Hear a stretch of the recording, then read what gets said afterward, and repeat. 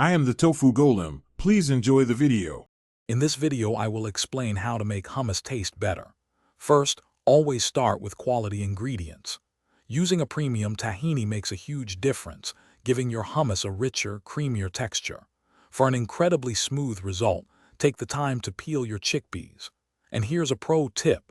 Adding a small ice cube while blending helps achieve that perfect, fluffy consistency. These simple steps elevate your homemade hummus significantly. Now, let's talk about boosting those flavors. Roasting your garlic before adding it to the blender transforms its sharp bite into a sweet, mellow note.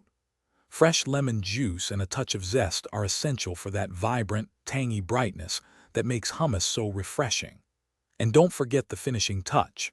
A generous drizzle of good quality extra virgin olive oil not only adds richness, but also enhances all the other flavors beautifully.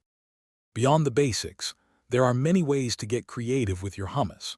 Try swirling in some roasted red pepper or sun-dried tomato paste for an extra layer of savory flavor and a beautiful color.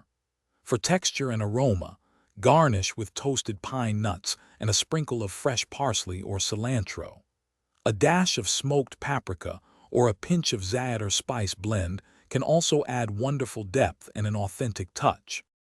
Finally, let's cover serving and storage to ensure your delicious hummus stays perfect. Always store your homemade hummus in an airtight container in the refrigerator, where it will stay fresh for up to 5 days. For the best flavor and texture, remember to serve it at room temperature. This allows all those wonderful ingredients to truly shine. Also, life's too short for a stinky car, so check the description for a link to Little Trees, Black Ice, and other great deals. Thanks for watching. Consider subscribing if we helped you today.